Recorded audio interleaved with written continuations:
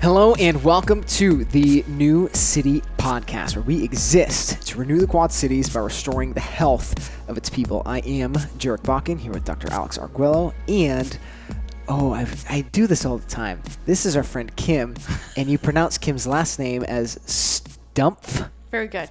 With the P and the F. Yes. Stumpf. Yeah. Great. Still sounds like a bad hairball. Kim Stumpf. Is it Kimberly or is it Kim? Technically, birth Kimmy? certificate, it says Kimberly. I've responded vaguely to Kimmy. Although I feel like I'm back at facts of life, Yeah. It's great. So Kim is one of our members here at the gym. But if you can see, that it might be small on the image, and if you're listening to the audio, you definitely can't see the image. Kim's got a glorious little plate of chocolates here because you sell chocolates. I do. Tell us about what you do. So when COVID hit, I had no idea that I was going to be starting a second business. And so I was kind of thrown into the deep end by some friends. They said, hey, you should fill out the application for indoor booth space, which is a highly coveted spot. And I'm like, yeah, whatever. Filled it out. And then lo and behold, they're like, you've got 2 weeks to pull it together and sell your stuff. And I was like, what? Oh. So let's back up. What does indoor booth space mean? The indoor freight house farmers market. Adjust your microphone. Nice. Don't mind me. Look at that. Now you can really feel like you're flying an airplane. There it is. Look at that. And it's way clearer. So I had the application filled out for doing plants and chocolates. And the freight house you said? Yep. Yeah. And I had watched a YouTube video because I had a vague knowledge of how to work with molds. And, I didn't want to be a conventional truffle where you roll them. I was not going to spend my days rolling a whole bunch of chocolate balls. That's just, not going to happen. So 2 weeks later, I had 4 truffles and 2 of them being the keto line. Cool. So, okay. So if you don't have the context of the Davenport Farmers Market, it's a really cool deal, by the way. Do you guys experience much as far as farmers markets go in different areas? Mm-hmm. Yes. I feel like this is really good, what we have here, right? Yep. Yeah. So the Davenport Farmers Market is top notch. What she's referring to, coveted space, indoor space, is it's connected to this building that also has indoor space amongst the massive amounts of outdoor space. So you get approached by somebody from there. You have friends who are in there already. So I had spent the whole year and a half prior working for my buddy who owns Renegade Kombucha Agricultured Foods. Got it. And had been helping work her space on the side. Got it. And so you get to know all the different vendors and the powers to be. And she just so happened to be also the executive president for the farmers market board. Okay, so you basically... I got thrown underneath the bus, yes. They said, hey, we've got this space, and they were just like, you should do something here? Correct. And it was just like a slow titration. So over that course of the year and a half, I got random hints that I'm apparently too obtuse to realize. We should really get somebody who does chocolate in here. Oh, we should get somebody who does plants in here. Oh, we should do. And it happened. And I only now in hindsight, which is 2020, realized that this Got it. was what they were kind of prepping my brain for. Got it. Yeah. Okay, so you... Manipulation. Yeah, the finest. All right, Just so little drips. you had the in with the freight house. Correct. Because you had been there. They also saw this gap in potential. This gap in the marketplace, saying, "Hey, somebody should sell some chocolates. Hey, we don't have any of these boutiques. Have you seen any of your plants? They're just as cool as the chocolates." Literally, my wife got this thing that. Just what you were telling me about the other day. These things that you got in. There's no dirt. Yeah. The air plants. It just exists. I don't really understand it. Okay, so they say we've got this space. Somebody needs to fill the hole. Offer these things in this place, and they said you should do it. Yeah. Okay. And you said sure. And I said, oh, yeah, this will probably never happen. Click and send. Okay. So then, you like got approval for this space to run a business that doesn't exist. Correct. How do you go from there to selling chocolate? It was a whole lot of holy crap and sleepless nights, and already as a small business owner, you don't sleep a whole lot, and there's a lot of hair pulling. And so,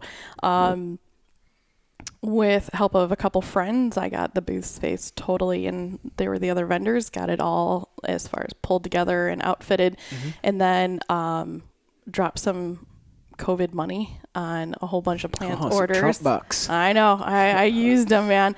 And then I really started researching what clean chocolate looked like. Yeah. And really, flavor for me is huge. And having flavor plus it actually look good and taste good is my bag. Mm-hmm. Yeah. And so the first one that I came across was Lily's. And Yep. that's pretty much everybody's kind of go-to. But there was a couple ingredients in there, especially the soy lecithin, that was just tripping my trigger a little too much. And it's expensive. Yeah. And that was just not working for my brain. And so then I came across Who Kitchen. Yeah. And I was like, oh. And they have the Who Gems. And I bought a couple bags and pretty much all their bars. Sure. And tried them all in comparison to Lily's, and it was like night and day. Yeah. And with Who Kitchen's chocolates, they're no soy lecithin. It's about the cleanest chocolate you can possibly find on the market today. And it's family owned, and they come out of New York, and they're like an awesome creation story of their own. Yeah. And I think it's GMO free, kosher. It's like all the buttons Sure. Yeah. and stuff, and it tempers beautifully, and it turned into like magical stuff where I didn't have to really work that hard. So I felt kind of like I was cheating when I started this. And yeah, like it hit all the marks for what keto and paleo should fall under. Sure. Yeah. Right. So, like, that's one of the reasons why we're super excited about this is we talk about our principles of health all the time, and besides the main one of to obtain health, give the body what it needs, stay away from what it doesn't, the very next one is eat real food most of the time. And so when we see people doing things like making these treats that when we look at the marketplace, most of the chocolate we can buy is full of things that we're not calling real food.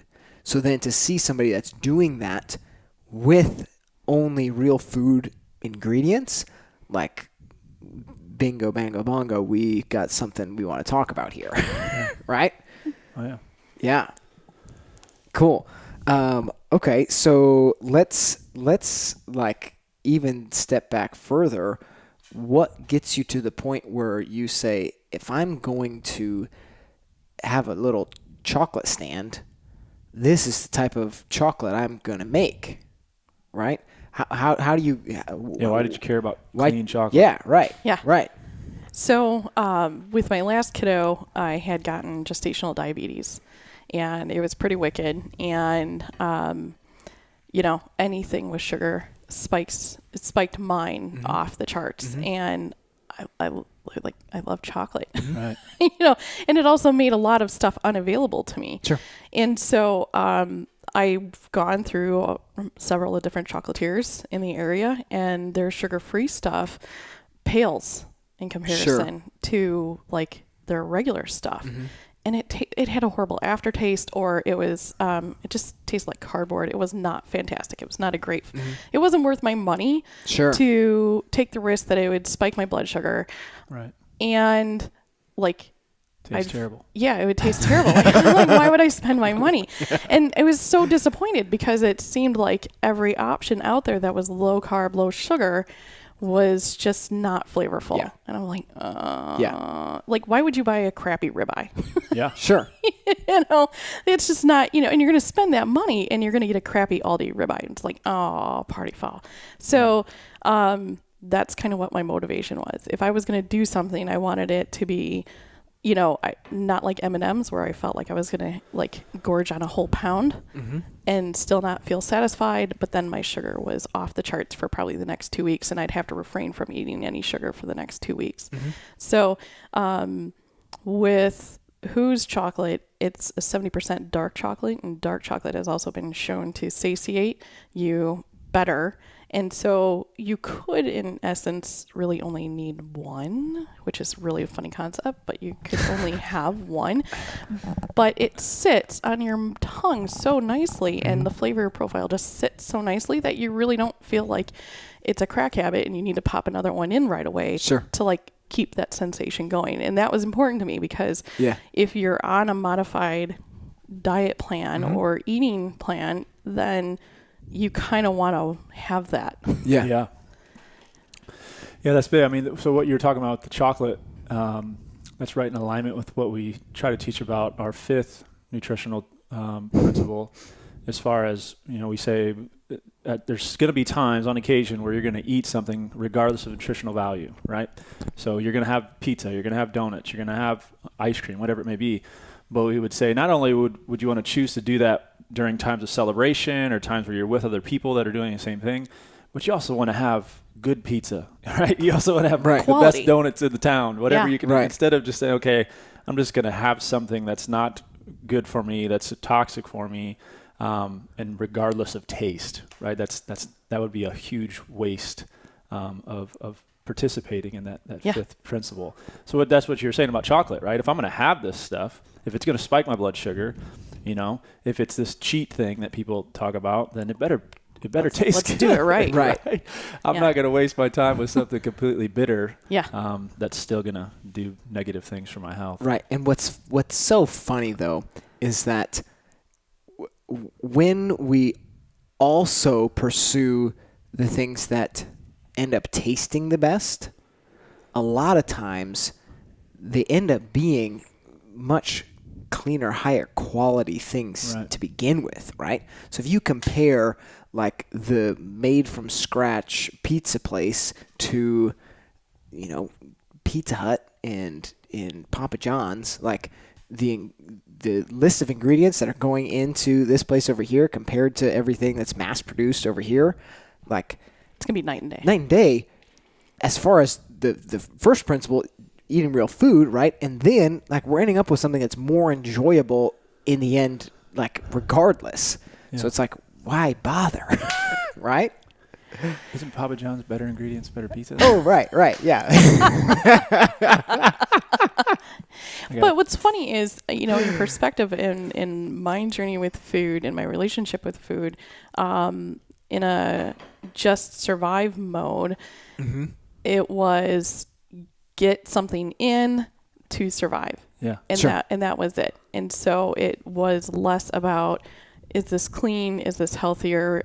Is it grass-fed, grass-finished, the whole 9 yards? And so I can see where the conundrum is in being trapped into this mindset of I just need to put something in to fill the hole and fill the void so that I can carry on in life and stuff. Whereas now it's progressed to you are what you eat, very tongue-in-cheek. However, at the same time,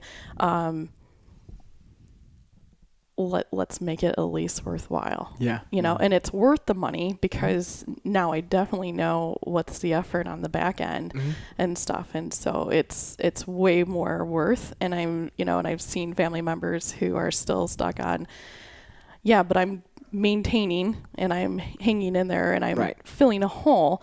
And what does it really matter? And it's just like, but can we? There's a lot there we could dive into. A ton there, right? Do you want to finish up with the chocolate stuff? So I'll tell you about the flavors of chocolates that I offer because let's do that. Life is about variety and such. And so my peanut butter and jelly is actually jelly. I know, right? And stuff like I can't eat peanut butter and jelly anymore. It makes me really sad. Yeah.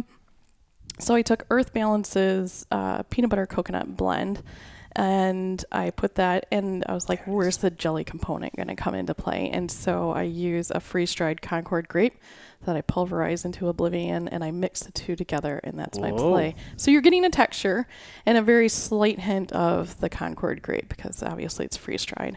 But it's my 5-year-old's most favorite thing ever. Like, he goes, I like this better than Reese's peanut butter cups. I was like, yay! Yeah, And these are smaller, and he doesn't go for the entire bag of Reese's peanut butter cups. Like, he'll have maybe 2, and he walks away, and I'm like, science project win. Yeah. I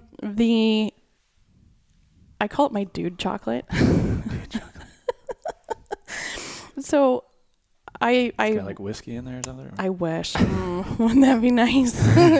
But it does go good with whiskey. Not that I know. I like supporting other local businesses, because again, sourcing local is really cool in my brain. And so Shear's smoked beef bacon made it into my beef bacon truffle and stuff.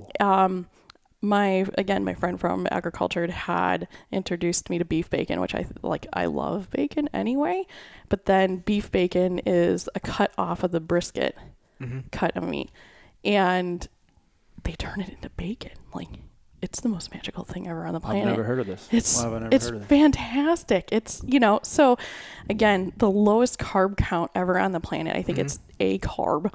Sure. And I keep the fat in there because you should. Yeah. And I pop it in the mold, and it's magic. And so I played with the ratio of how much meat to chocolate. So instead of like the traditional candied bacon is where it's super sweet, there's a ton of sugar involved with this. This is savory. Yeah. So it does lift up the notes from a really good whiskey. And stuff. It's just, again, all about the flavor. Like, it should sit and be happy. A lot of people are like, beef bacon. And I'm like, salty joy and chocolate. Come on. Then I really just wanted to keep traditional in the sense of a caramel. And so I use Walden Farms caramel in there. And so there's really no joy with that. It tastes good, but we'll just leave it at that. Then I like Almond Joys, but I hate how sugary regular Almond Joys are. So I went with 100% dairy free, and I do coconut everything. So it's a coconut cream, coconut sugar, shredded unsweetened coconut flakes, and then organic almond extract, and you've got your Almond Joy. Yeah. Boom. But it's the densest one out of all the truffles and stuff. So, like, again, it sits really nice, and you're like, coconut, chocolate, and it's just really good. Then, because of another chiropractor in our office, he had mentioned Barukas nuts. He was like, have you heard of this? And I'm like, dude, are you kidding? Like, what in the world did you just tell me? And sure enough, Darren Oling, which you guys have mentioned in our prior podcast, founded this company, and he's all about ethically sourced and replenishing the earth and having the highest, densest food possible. And there's the Barukas nuts. Yeah. And so I did nut butter with that and just threw it in the mold and called it a day. And it's got this really fun taste. I know you guys have tried it before. Yeah, that's the one that is like the closest. I mean, I've had all the different nut butters and all this stuff, and it's like nothing is quite as magical as peanut butter. And that's I would say that's the closest one. Yeah. So if you can't do peanuts, like, this is a really great second. Yeah. Yeah. Yeah. Really good. Really good. Cool. So how do you sell these things? Is it like come in a by the individual piece, like Valentine's Day thing? I'm not that cool yet. Yeah. Containers are expensive. Go figure. Yeah. Packaging, man. So I sell it by the piece, or I've been doing 6 for $20. Okay. Yeah. Cool. Nice. Yeah. Individuals are a little bit of a package. Yeah. And I guess freeze like magic. Yeah. So if you weren't really wanting to kind of pull it back and then also have like it sit and enjoy, freezing is a great option. So I guess while we're on this topic, before we leave this topic, you are selling at the farmers market on Saturday mornings, the normal farmers market time. That's the only time that I ever go down there, but they exist at other times. What other times are you there? So in standard farmers market season for outdoors, it's May until the end of October. Mhm. And that includes a Saturday from 8 to 1, and then Sunday 10 to 2, and then Wednesday evenings 4 to 8. Once we clear past October, it shifts to Saturday, Sunday only until we hit January. Mhm. And then we go, after January, we only do Saturdays. Got it. Yeah. Got it. And then at October, it's only inside. Is that right? Correct. Right. Got it. Yeah, because the Cool. indoors are open year-round minus January, because January sucks. Yeah. Cool. So, That would be better. in other words, you can always find Kim on Saturdays for chocolate. Yeah, There we go. truth. There we go. Cool. But is that the only way that you sell them? You don't do any sort of, like, people can't, you don't have like a website or something they can go to and order things? No, and part of the reasoning behind that was because the farmers market had decided with the onset of COVID to do a market to go, Yeah. to be able to offer online shopping and curbside pickup. Mm-hmm. And so like that really kind of slowed me, and I wanted to kind of see how that market behaved. Mhm. And like I replaced what I would have been making with massages Oh, wow. during the winter season and stuff. And so I was Wow. like, maybe I don't need a website. Yeah. Okay. So have you been able to do enough research on, is this like mainly repeat people that just continue to buy your stuff, or are new people finding out about you all the time? Or Some of the new people are coming through and stuff. They see the plants first, and that draws them in, and then they're like, oh, what's that? And I'm like, Sure. chocolates. But I'm also do another line, which is wine-based truffles, and I use the booth next to me, and they're also good winery, and I use 5 or 6 of their different wines, and also use the Who chocolate as the base, Mm-hmm. and create a whole line of truffles. So they're also a vehicle for pushing people towards Sure. my chocolates, and Sure. that's worked out really well, to where now they've requested that I help them stock their home base Cool. in Dyersville with my Cool. chocolates and stuff, and that's been a really good response. Yeah. So in a way, other companies are driving that Yeah. attention to me, which has been awesome. Cool. Right. Very cool. Yeah. Sweet. Very cool. Sweet. Hey guys, I need to interrupt real quick just to remind you that the show is brought to you by New City Fitness. I'll make this really simple. If you are tired of living a life that is limited by the way your body looks, feels, or performs, we want to help you. If this is you, just go to newcity.fitness/start and sign up for a time to talk to one of our coaches. Next question as a segue, how often do you color your hair?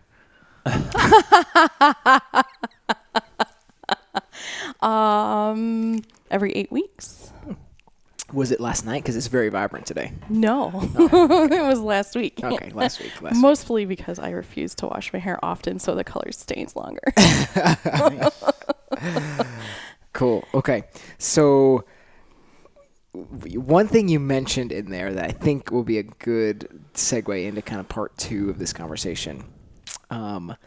You talked about so you got into this stuff because into the just looking at personal eating and stuff. You felt like you needed to eat to just fill the void, right? There's this gap here that only food can fill, right? And regardless of what it is, we need this to survive, right? Correct. Let's now take that and contrast it with a very recent event. Folks that are listening here, Kim completed her very first in her lifetime 36-hour fast where Whoa. she didn't eat anything, and she's still Not sitting. even the beef bacon thing? She's still sitting here and with a smile on her face even. And basically proved that belief system to be false. Yeah. Right? Yes. Right? So Let's dig in a little bit about like kind of where you've been maybe more recently and kind of like what your own personal health journey has been. So, I mean, we could start as far back as you'd like to. Maybe if the last pregnancy is a good place to start, or like There's so many different transition points. Yeah, you choose where to jump in there. So my family, so we grew up in the Chicagoland area. And so my family was very much, my dad came from a farming family. So it was very much, balanced diet, but always veggies, always fruit, always, the American kind of diet and such, which there was nothing wrong. We kind of joke with my mom saying that, we have salads 3 meals a day and such. And that was growing up. So when I got married for the first time, that husband was very much refined foods. Okay. Everything came out of a box or a can. Mom Sure. was not a super fantastic cook. And sometimes scary. But everything was processed. Sure. My brain didn't really know how to compute that because we didn't grow up on mac and cheese. Sure. Or tuna helper. Sure. And so I had to kind of back him off of that. And we had a very limited budget. And so, young military couple family, and, Sure.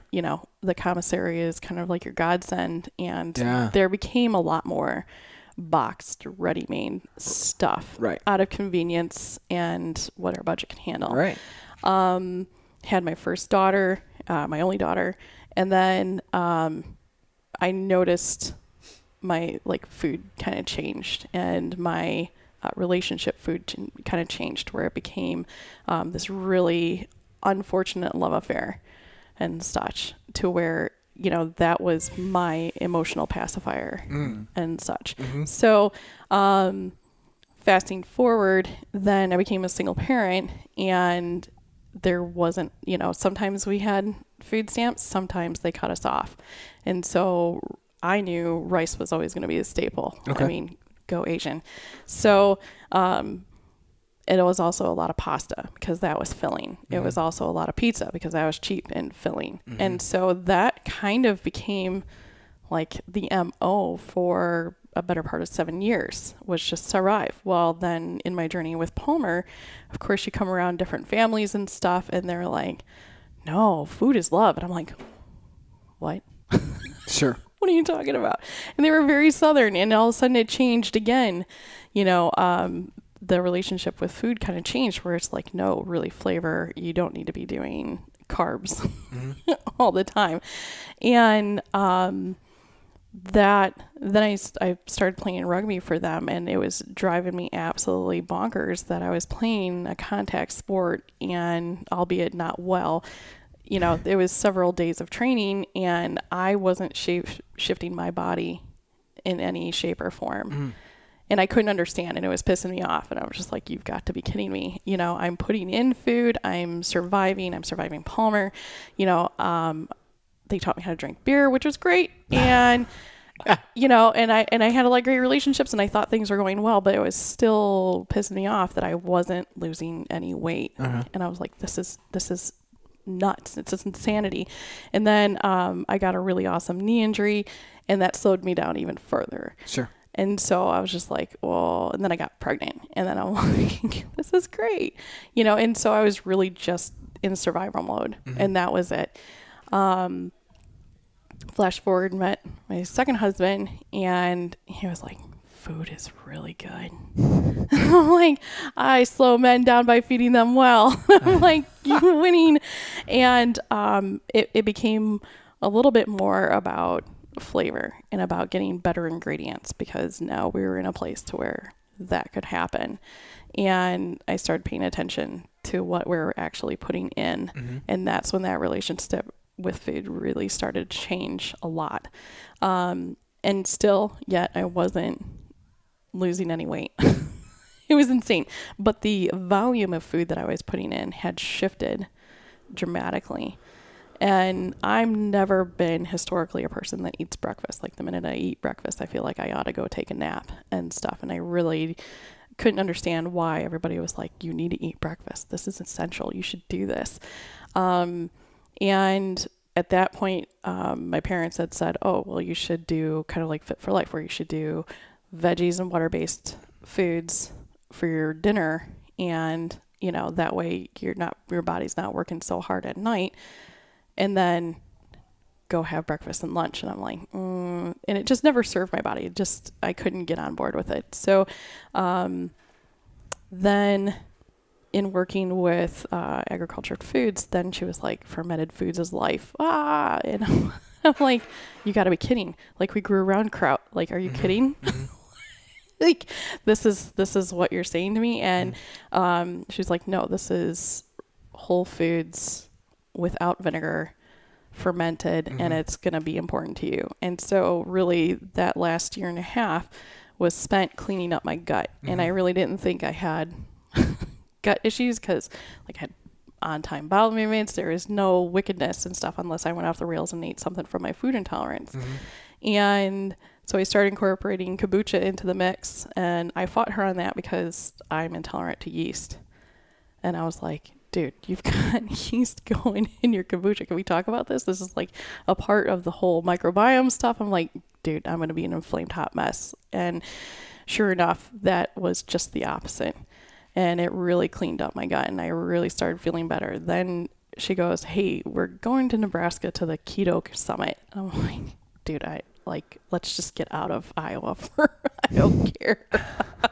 To the great state of Nebraska. I know. I was like, So if you haven't picked up on this, if you're familiar with the Enneagram, Kim is definitely an Enneagram 7, which means she's always a yes. It's fun. sometimes even if it's not, like fasting. You know? Yeah. Sure, we'll do it. God bless America.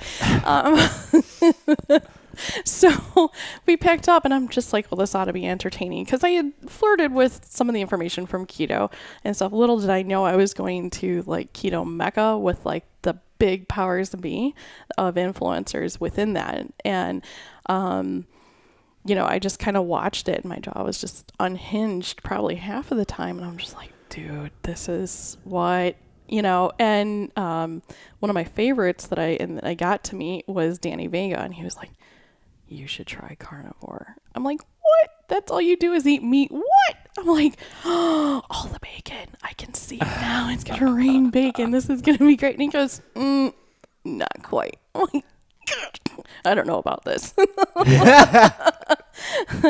But it was interesting, though, because it pushed further the fact of eating nose to tail. Sure. And really doing, again, more whole foods, less refined. And I was like, oh, well, what can possibly go wrong by doing this? And so I test drove it, and I was like, holy crap, I feel a lot better. I don't feel the weather change with my knee, you know, and inflammation started going down. I was like, I don't have cankles. This is awesome. Right on, Batman. And it really started changing some things. And I was like, you know, maybe there's something to this, because I had also done the work with a naturopathic doctor before, where she's like, you know, you should really eat ancestrally as well. And I was like, well, that's messed up, dude, because that's Korean and German. And I was like, that's carbs and everything else. I'm like, seriously, I should be good. I'm an omnivore. Yay, go team. No.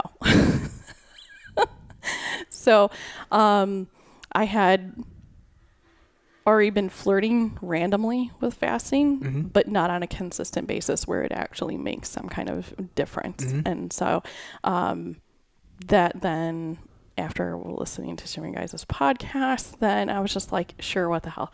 Let's do this CrossFit thing and like see, because I'm kind of an all or nothing kind of gal. And yeah, here we are. Yeah. And then I figured if I was going to do this and not repeat history with like rugby, then I should just, you know, get a little cleaned up more with the food. Yeah. Yeah. All right. That was a great summary. You just Life of Kim. You just kind of took it over there.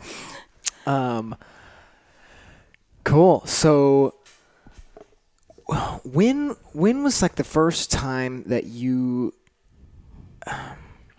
when was the first time you realized that, hey, maybe I've got some negative effects happening in my life that have something to do with my health? So it was almost 3 years now, when I, again, due to a buddy, had said, go talk to a naturopathic doctor, because I had felt like I was really meant to be a night owl, and I thrived better at being a night owl, but I was still, for like over 10 years, doing a 4-shot latte in the morning just to survive. But by the time noon hit, I felt like I was running out of water. Like I was just like exhausted. And then I'd pick up from that lull time around 4 or 5, and I'd be golden. I got like this other surge of energy and then gone. And she was like, Kim, that's not normal. I was like, hey, I'll sleep when I die. I got shit to do. I've got kids, the family. I'm like, really honestly, who has time to sleep and who has time to do this crap? And at the same time, I was having severe hair loss. Clearly, I'm not missing any. I was having really crazy dry skin, which is just kind of an oxymoron when you're a massage therapist, considering like how much, stuff I'm swimming in on a daily. And my cycles were really bad off and such. And so we did the testing, and sure enough, my cortisol dumps off at like 10 a.m. and it's craptacular. And then it picks up at night, which is totally inappropriate. And it also explains why some of this visceral fat wouldn't go. I thought it was just the C-sections. Sure enough, I've got Hashimoto's. This is why I can power nap is 2 hours for me. Yeah. And he's like, oh, by the way, you have the MFTHR gene mutation too. Go team. You should, you don't methylate the way everybody else does. I was like, what's that got to do with the tea in China? So, and he's like, oh, and your testosterone is crap. Oh, your estrogen is crap. I'm like, dude, it's all stored here. Like, I don't know what y'all's problem is. So we worked, and the diet was a good part of this, but he wanted me to do a lot of injected hormones and a lot of hormones on a daily basis. And I tried it for a month, and I felt great, but I was like, what happens in long term? Like, what does that actually look like? And I wasn't comfortable with that. And so I went off, and everything just went back. Like 15 pounds came right back. And it wasn't cool. And so it was interesting because with cleaning up what I was eating made almost the same kind of feelings it did when I was taking all the hormones. I was just like, ooh, hey, what's this about? And so it's been this last month that I've really seen a complete shift where I've really made sure that there's some hardcore boundaries. And like when I go to sleep, I don't care if like I actually get, no matter what, you're going to find me in bed, albeit texting or whatever in bed. But that's it. And I've cleaned up my sleep hygiene and several other things with that. But then also too, I'm changed my timing with eating. And Metabolic Mike, he does a lot about timing and stuff. And so when I initially had heard his talk, I'm like, well, timing's got to be different for everybody. And sure shit, it really is and stuff, because like my husband's timing is totally different from my timing. But I realized that inherently and unconsciously, the not eating breakfast was actually what my body really wanted. And so now I'm spending more time going, oh, I'm tired. I should just lay down, get horizontal. And now it's only like 15 minutes of being horizontal. I'm like, okay, let's go do something more. Now I can do something more. And so I'm cued in more into what my body is telling me, and it's serving me way better. And there's no like eye twitch in the process of doing this. And so, I haven't had a thyroid storm in a really long time because of that. Yeah. It's awesome. Very cool. That's awesome. And besides the month or so that you were on basically the synthetic stuff, like you haven't done anything like that since then? No. Were these like sex hormone replacements that you were doing? Yeah. It was the full estrogen, and then a little bit of progesterone, and then testosterone and stuff. And he was just like flabbergasted how low all my levels were. And I was like, I'm hiding them in my visceral fat. I don't know what your problem is. And he goes, yeah, this isn't cool. You're not working. And so, my inflammation levels were also off the charts. And I also found out too that I was having a rampant full body candida, like factory going on, which made sense because like everything was sugar. There's a lot of sugar and stuff. And so, that also helped drive with the chocolate creation and stuff was, how do you, sugar makes you do some really wild, crazy stuff. Like I went cold turkey on sugar. That was nuts. I don't recommend that. And I found myself inadvertently like in a fast food line in the line for the coffee shop. And I was like, dude, how did I land here? Well, since I'm here, we might as well go right ahead and stuff. And they're insidious little buggers. All of a sudden you find yourself in front of a cherry crisp and you're like, oh, how did I get there? And yet my body responded immediately. So after cleaning things up, like I would take a bite of something. Sure. And it was like, boom, you had horrible sweats. I like my hands were swelling, things were starting to get itchy. I was like, oh, that's a bummer. So my body was like, oh, that was a bad choice, Kim. Yeah. Yeah. Yeah. Yeah, it's almost like the body when you, back to the first principle, when you give it what it needs and stay away from what it doesn't, and you can do that for an extended period of time, your body's like, yeah, this is what's supposed to happen. And then when you go off it at all, it kind of just wants to warn you. Yeah. Oh, and vividly. I don't want to do that. Yeah. I don't want to do that. Yeah. And what's interesting about now as opposed to in the past where I've tried to do the diets and such is now I'm not resentful and stressed out about it, which is a huge component. Sure. Like the counting calories thing that went out a window a long time ago because I thought it was stupid, because how do you thrive and actually count that depending on your variable activity? And so before, everybody's like, well, you should try the mainstay, like the Jennings Craig's and stuff like that, and just count everything. I was like, dude, I'm going to get neurotic about it. Like the OCD is going to kick in pretty hard. Sure. And, they're like, live by a scale. I'm like, I'm going to murder somebody. That made me totally stabby. Whereas now it's like, I look at MyFitnessPal and was like, oh, yeah, I win for protein today. Like right on. It's not as torturing and stuff and triggering. Sure. Yeah. So,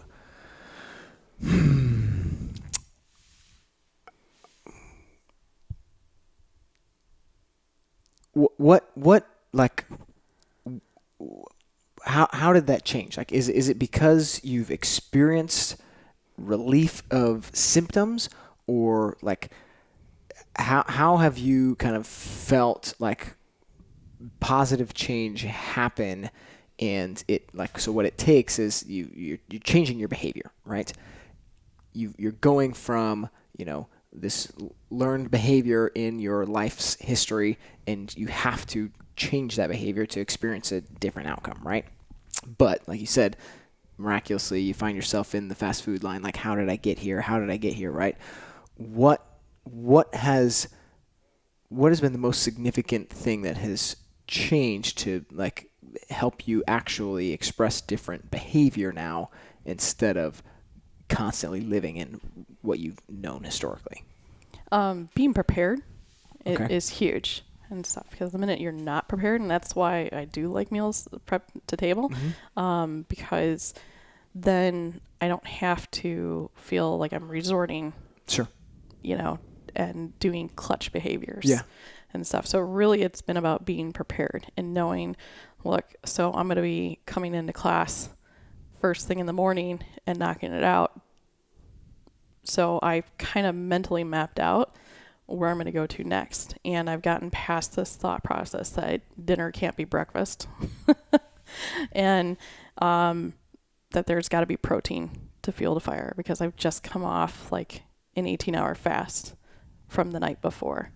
And so that'll sustain me and not make me stabby. And so it was really that tiny shift of timing education and stuff that helps tremendously. I don't know if that answers your question. No, that's good. like you have, like you said, you have felt a lot better the past month. Yeah. And then ironically to like get on the scale and be like, ooh, 5 pounds left. And then it wasn't I say without tremendous effort in air quotes, Sure. but it was the timing. Yeah. Right. Okay. So what Kim's referring to is the first phase of our nutrition coaching is 100% focused on education. Right. So we're not setting a goal and looking to get a certain type of outcome. We want to learn about food and about how we deal with it. Right. And have a good solid base of education. Right. Right. Start there. And then once we have a good understanding, okay, then let's create a goal. Let's use this education to like make a good plan and then go execute on the plan, right? And so what you're referring to is we kind of laid that foundation, made some tweaks. You came in with a good, like, it's kind of like you had, you had influence from a lot of different areas that was all like really good influence. And we kind of just took all that stuff and shaped it for you. Right. Right? That's kind of what we did. Yeah. And so you're saying even in just that kind of like taking this and just honing it in, just kind of tightening it up a little bit,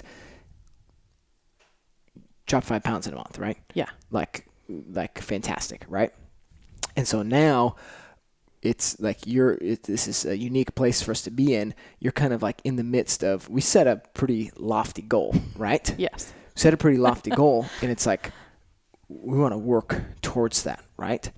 So most of the time, I said this before we started, most of the time we get this picture of, these people with these phenomenal transformations, and you see, here's where I was 5 years ago, here's where I am today, like jacked and shredded and all this stuff, but it's like, where's the in between? Yeah, we don't necessarily get to talk to that person in the midst of that, right? So it's like you're always talking with, rose-colored glasses looking back, but it's like, where are you at right now looking at, hey, I've got a real big goal.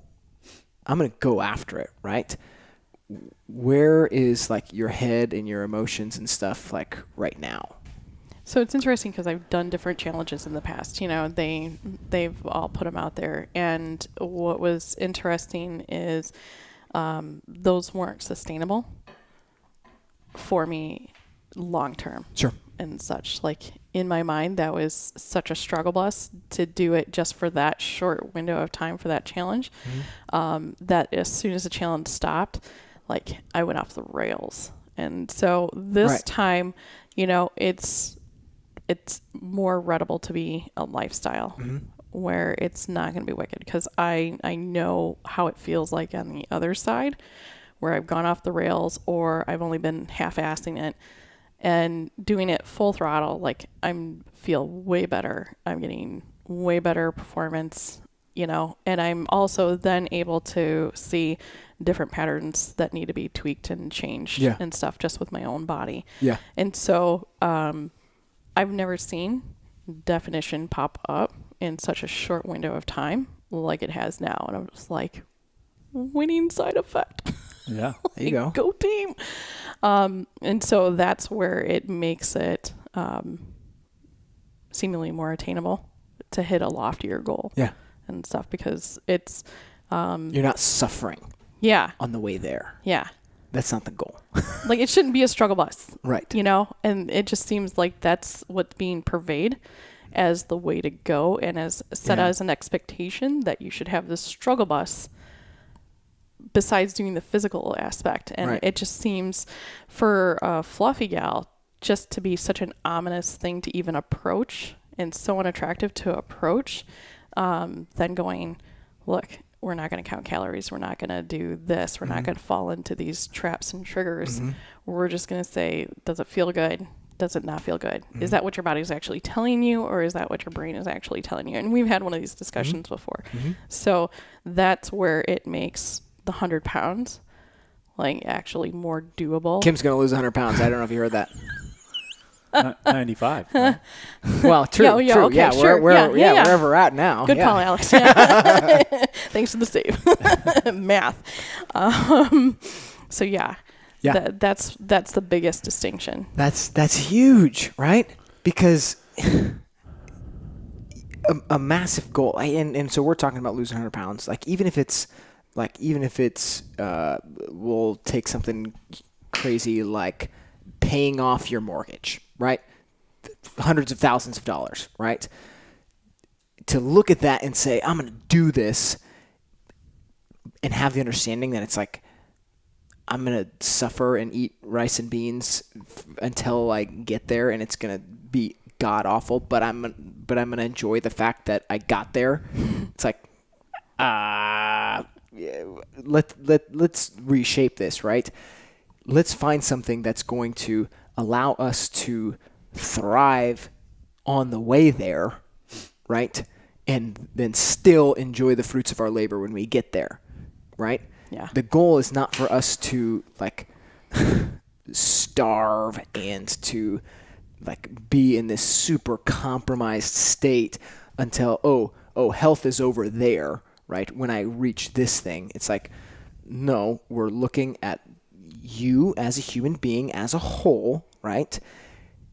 Giving the body what it needs, staying away from what it doesn't, and as a result of that comes health. And okay, we can maybe do a few extra things along the way that are not suffering, right? You didn't kill anybody when you didn't eat last weekend, right? But let's do the things that are actually going to improve health along the way. And getting to this checkpoint is just a continuation of the good things that we've already been doing. Yeah. Right? That's cool. Right, which I think that's even more important. I wish people could understand that the getting there is more important than actually whatever this goal is, getting to that goal, right? So, and you can experience this. People, I want to lose 50 pounds. They do whatever it takes, like some of the stuff you've mentioned, kind of the classical weight loss type stuff. They get to that 50 pounds, but they never developed any habits. They never learned anything about health. They weren't actually living a healthy lifestyle, but they still got there because there's multiple ways of getting to that goal. And now they're not equipped to live the rest of their life, right? Yeah. They're just now 50 pounds lighter. So even if they didn't have that, even if they never gave that 50 pounds back, they still wouldn't be necessarily living a healthy lifestyle, where I would say a person is even healthier if they do what they're supposed to be doing and they don't even quite get to that losing at 50 pounds, but they're ready to live like that for the rest of their life, as opposed to somebody who gets to a goal and then goes off the rails. Right. Goes off the rails. Or like I even said, even if it's not specific to their goal, let's say they don't gain back that 50 pounds, but they're just are still not living a healthy lifestyle, then something else is going to happen, with their health. Where if they're doing the right stuff for a long period of time, yes, they're going to eventually get to goals that they have, but they're also doing it the right way, which is far better than just reaching a goal. Right. So for example, a great example would even just be fasting, right? We believe it's a great tool for weight loss and for health and all this stuff, right? But if we only used the tool of fasting to reach a goal, something that we'd say is a good thing and that we're going to use, but we don't learn how to interact with food, we're going to get to a point where we need to eat food eventually, right? We need to understand, how do I deal with this food, right? I forget who talks about it, but food. So when we're looking at addictive substances, I think I might have said this to you at one point. We're looking at addictive substances, alcohol, drugs, right? Sugar. Right. Looking at somebody who is addicted to a substance, the solution for most of those things is you're never going to touch that thing again in your life, right? Alcoholic, you're never going to drink again, right? You're substance abuser, you're not going to touch this stuff.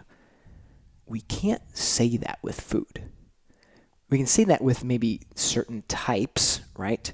Maybe it's you're never going to, touch white flour or refined sugar or whatever. Like maybe that can be true, but like food, you have to interact with this. So we have to learn how to do that, right? Yeah.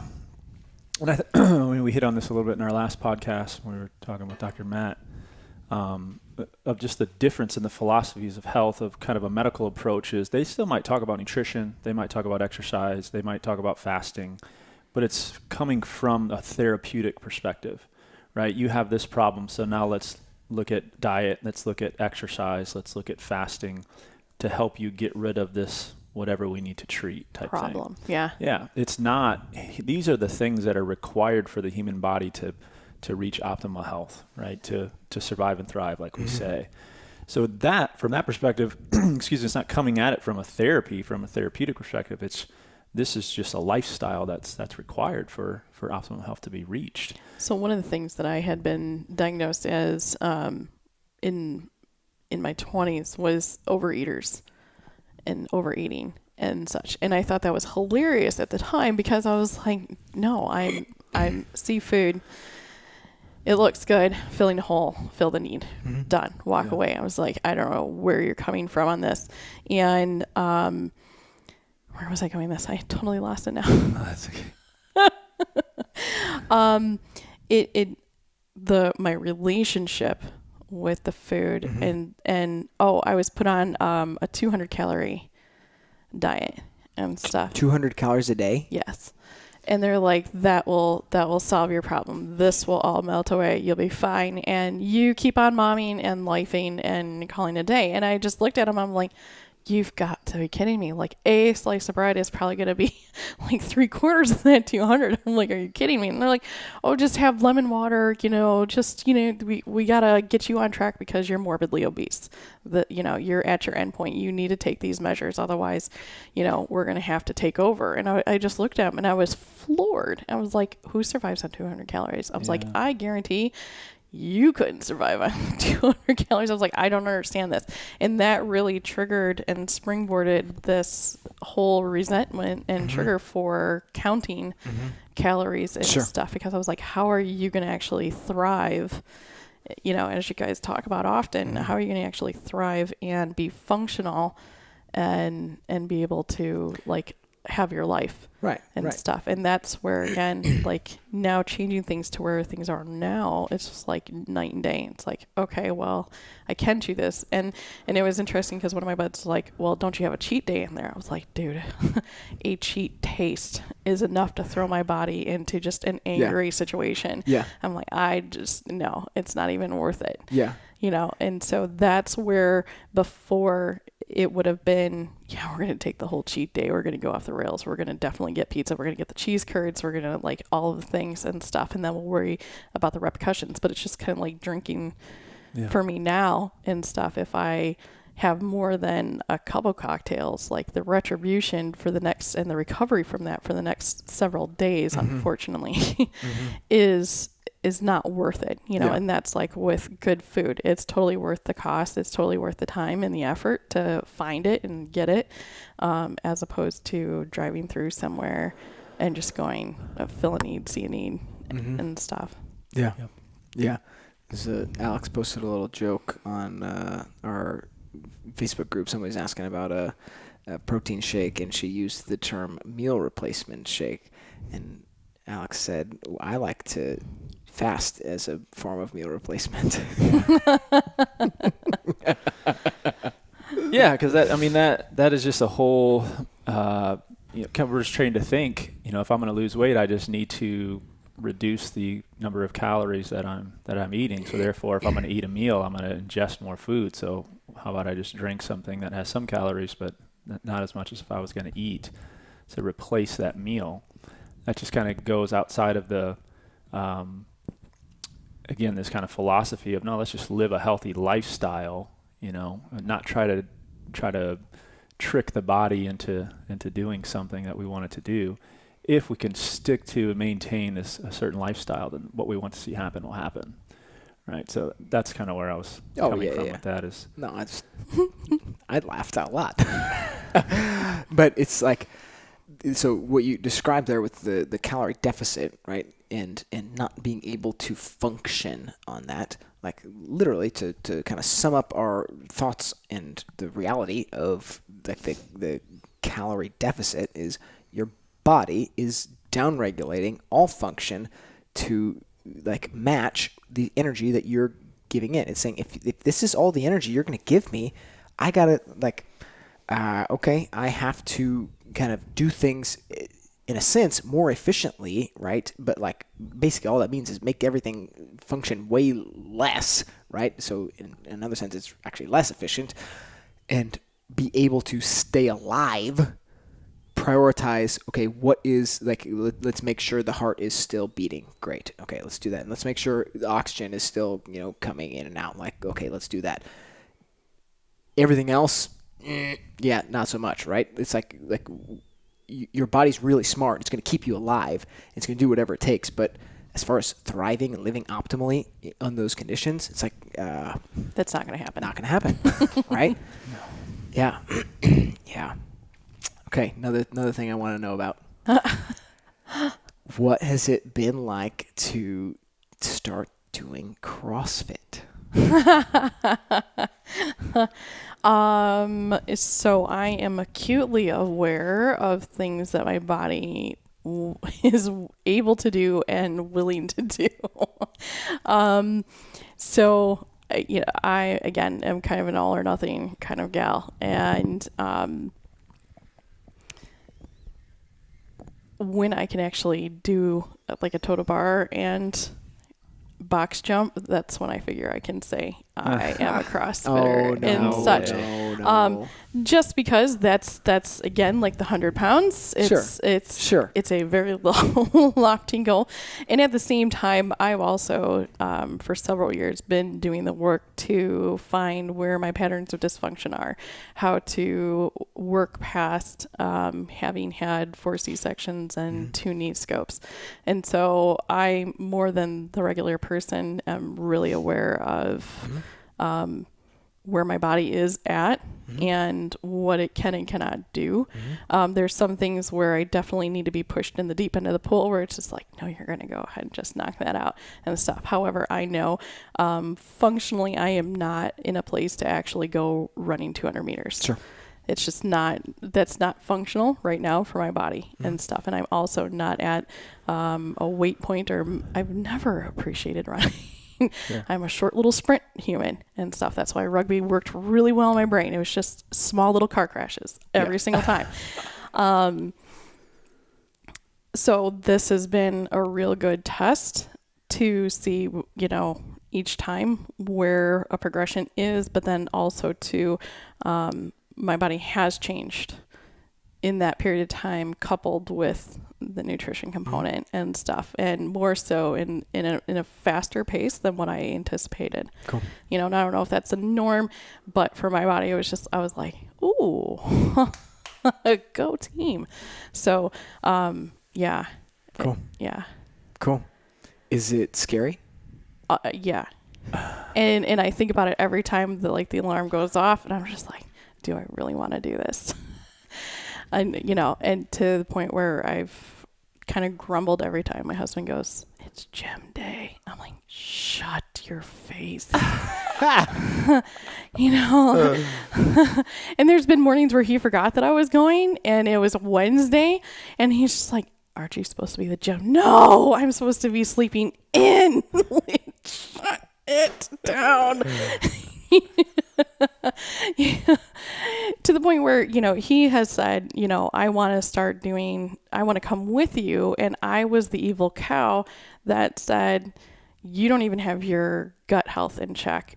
You cannot start that before I am not authorizing that payment until you start actually changing some of the things that you put in and stuff, because he doesn't even recognize, some of his patterns of behaviors and things like that. And so sure. I was the evil cow. He's like, oh, well, our 17-year-old son is looking down the barrel of the gun of having diabetes and some other stuff.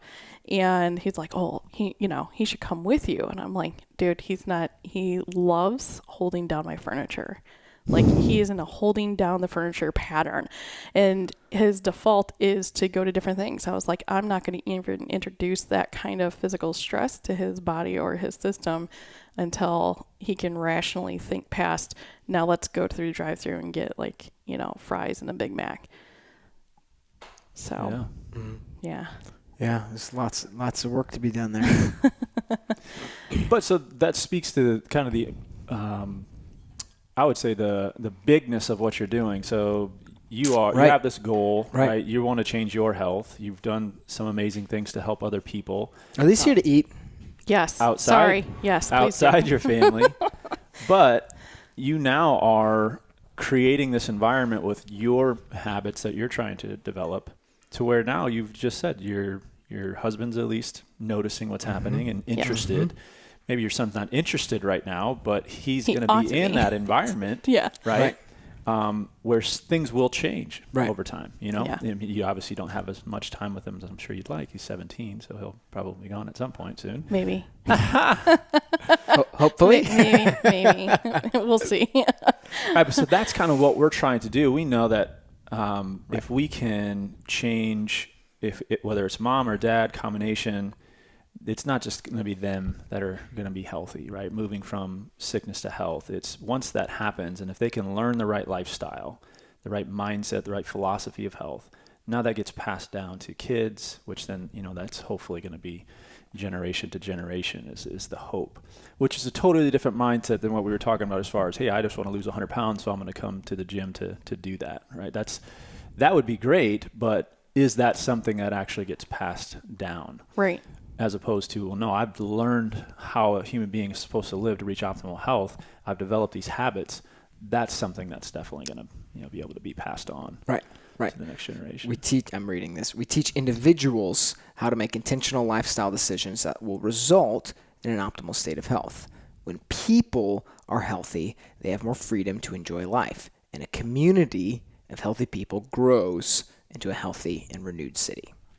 That's our goal. Yeah. You're a part of that. Yay. Totally. In multiple ways. Yeah. Okay, what do we got here? The full spectrum. Do a live review. The peanut butter jelly. Ones? Okay. The Barukas. Okay. The almond joy. The smoked beef bacon. The caramel. I want to. This is mostly the coconut. Yes. Yeah, I gotta try this one. I know. Chewing on camera. Oh, they've been sitting here, a little soft. Yeah, they're soft. Wow. Yeah. So, oh my gosh. Oh my gosh. So, with this particular chocolate, it doesn't bode well sitting out at room temperature. It needs to be refrigerated. Sure. Otherwise, it turns pretty quickly. Melts away. Yeah. Gosh, that's good.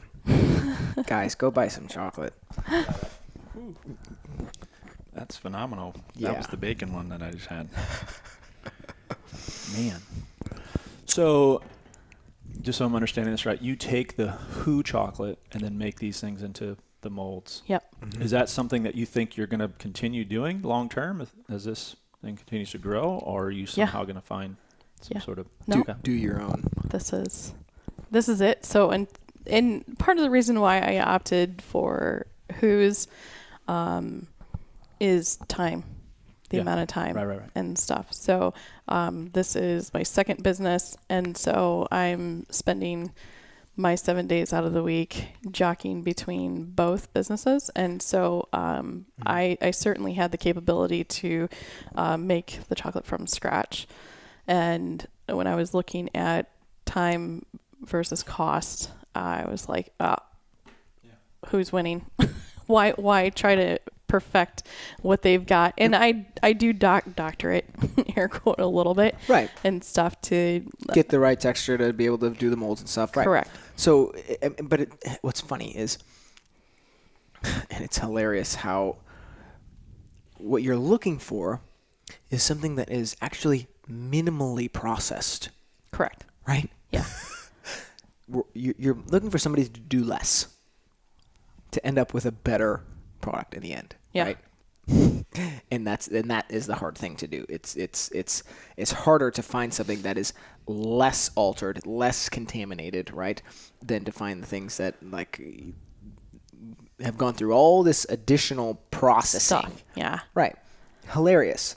We look at meat, for example. How is it that grain-finished beef is less expensive than just the natural process if you just let it continue, right? How is it that doing this additional processing ends up being cheaper on the shelf, right? But I think it like, comes down to blows my mind. that fill a need, see a need, and the shortcuts that they take to get to it Right. and stuff. Right. You know, if we mindlessly shove the food in our mouth, then we're bypassing so many things that are essential for it to be a healthier process, a healthier, sustainable thing. Yeah. See how these people stole our tagline? So funny, I know.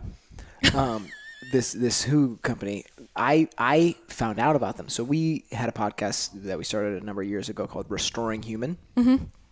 And like I on Instagram, like looking at different stuff, and like that's how I found these guys, was because like whether by the name or like we used the same hashtag for something or whatever.